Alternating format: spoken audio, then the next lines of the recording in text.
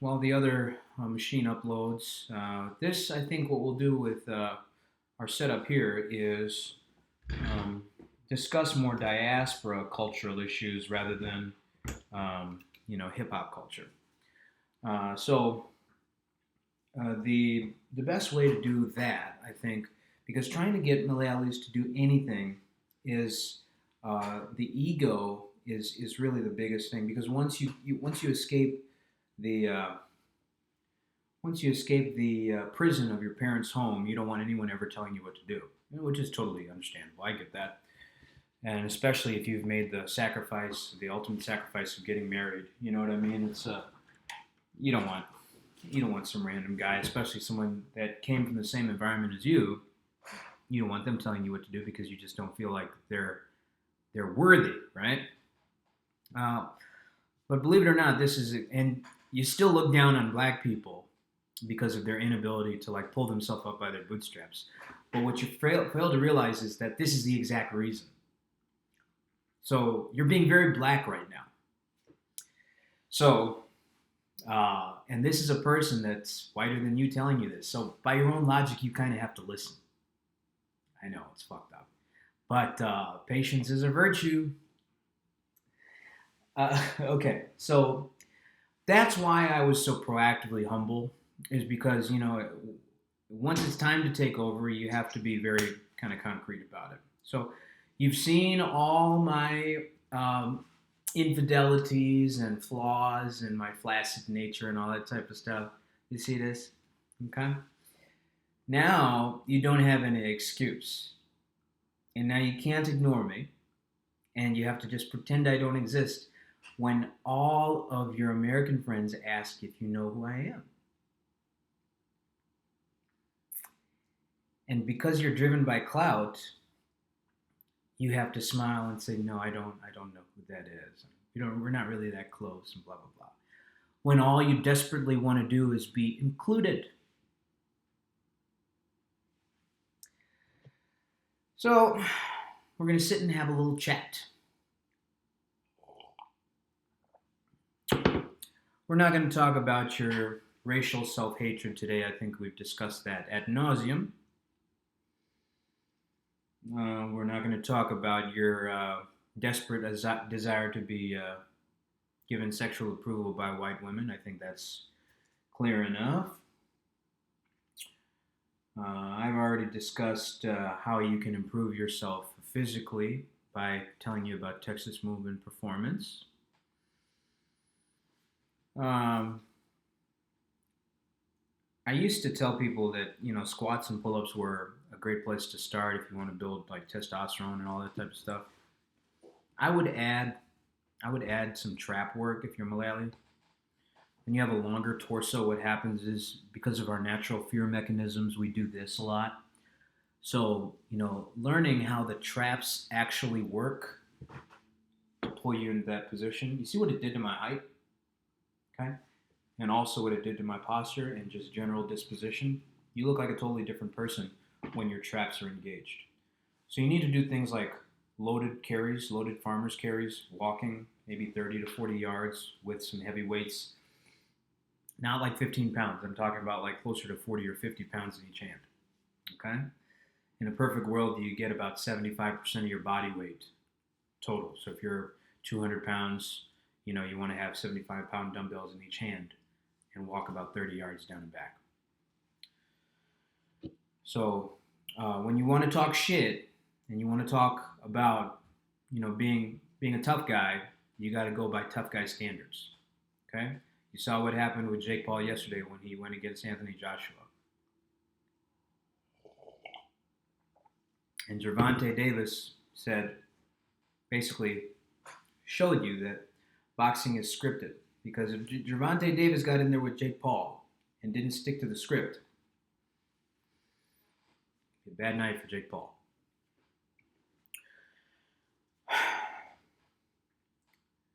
The toughest part for Malayalis is respecting each other. You see this in the Pentecostal church here in Chicago, and we're about to host a PCNAC in 2026. And it's going to be another senior citizen party. where they all get together and talk about, you know, what year luxury vehicle they have in their driveway, which neighborhood they're living in.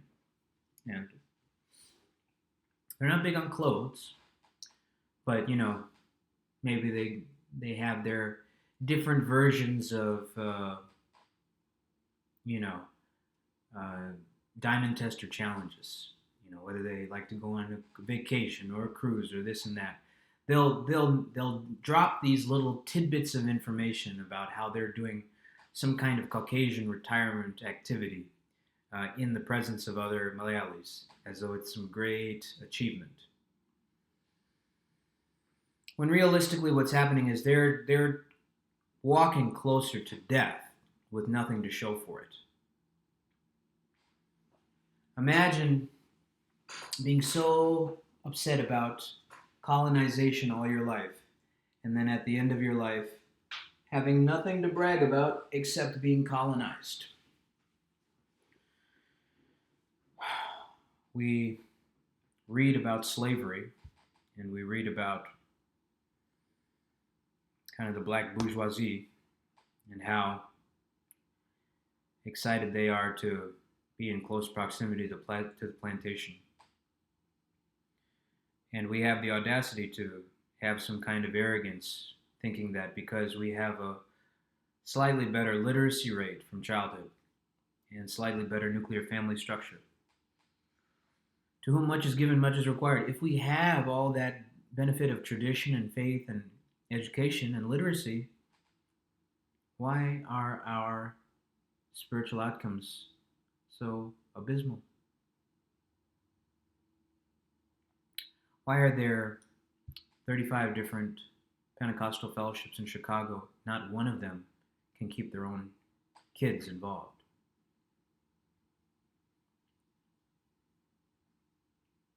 Because you couldn't submit to authority. So why would your children? You want your children to simultaneously abide by the slavery that you went through in Kerala, and then come here and operate by a Hindu skin color based caste system in America that you endorse, while having all the restrictions of white conservative Christian living, while living in a white American suburb and having your spiritual enemy educate your children. And then you brag about your baby boomer retirement entitlements.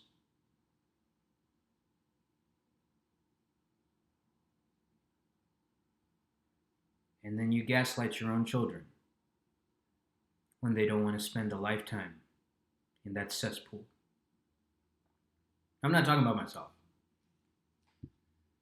I'm fine with my dad bending over for whoever the fuck he wants to. I'm talking about you. Because you're not nearly as educated as him to get the leeway that he's getting from me. You bring zero value to our community or to this country. So the arrogance that you have is truly criminal.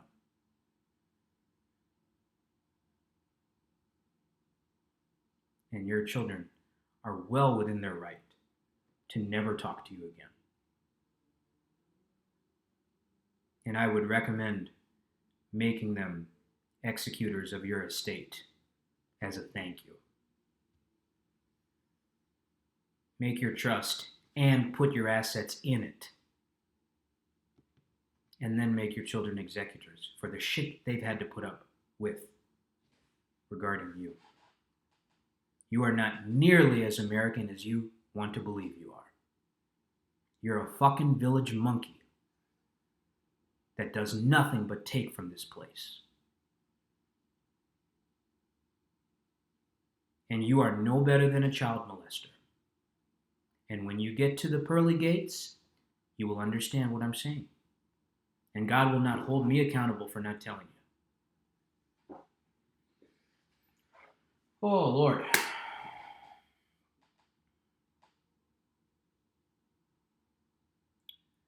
And mind you, I never wanted to be in this position. I never wanted to be a white shirt wearing prophet. That's why my club experience is so well documented. I wanted leverage against this outcome. I wanted to be exposed so that I would never have to be forced to stand in front of a pulpit. Because being included with the likes of you would be the greatest embarrassment of my life.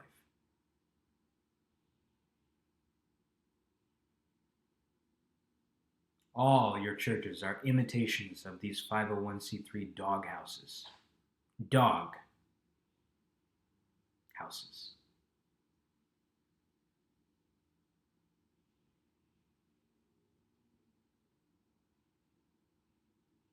You girls can't even stay in shape,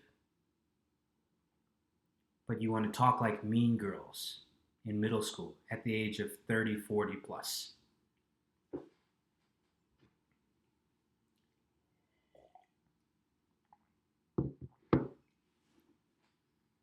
While having that air of superiority around black women, you turn around and become obese without even having the underlying shape to justify it.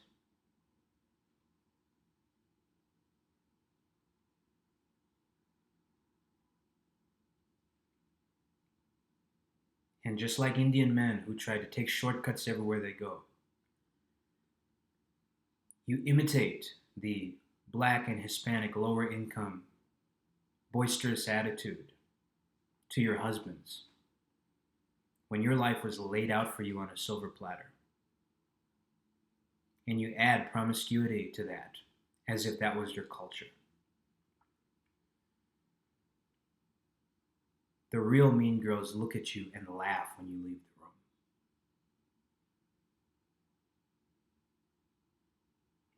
The most beautiful hair on earth. And you want to poison it at every opportunity.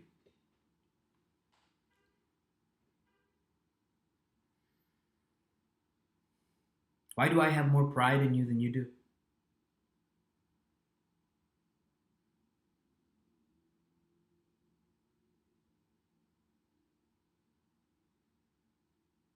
set your whole life up for one party.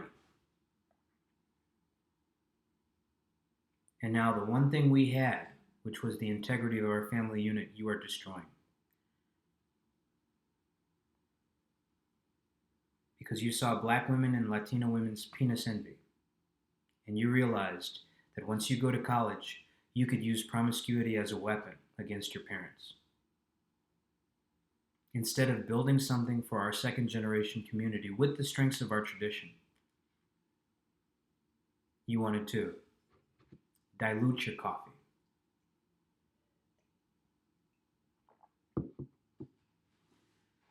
Now, if I look in your medicine cabinet, I'll see the same anti-anxiety medication that the white bitches have. Does that make you proud?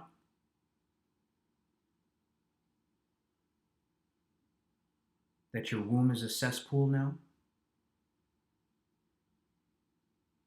Some of you are dual income, no kids, because you don't want the responsibility of being a parent. But some of you couldn't bear a child if you wanted to, because of all the shit you've done to it, when there was no reason for it whatsoever.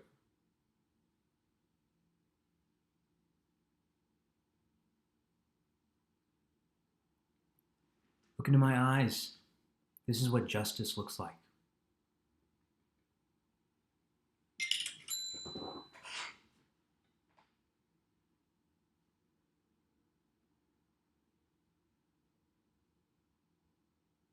You see how everyone's listening?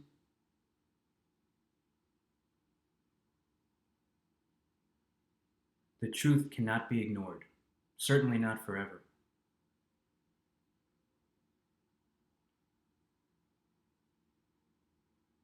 Power does not reside where men believe it resides.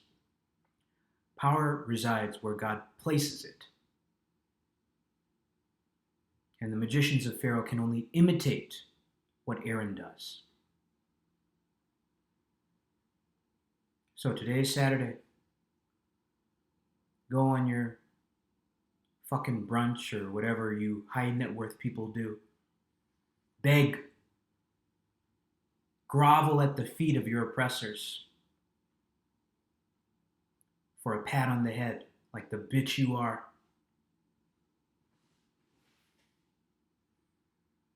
And then go to church tomorrow and drink your coffee.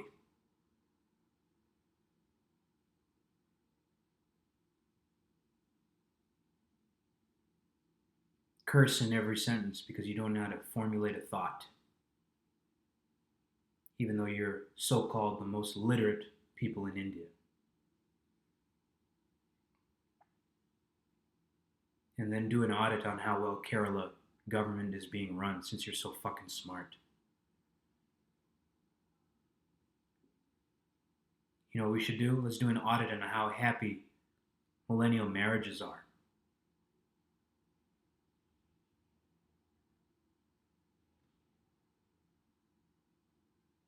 If you're so great, our men should be the least stressed and the most satisfied men on the planet.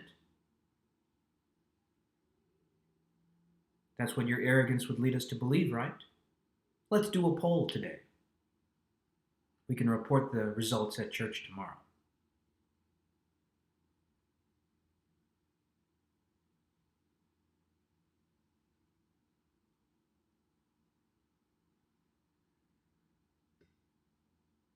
And the one thing that's great about you is that you will never even come within 100 feet of me. Because just like you know my truth, I know yours. So you bitches enjoy your week.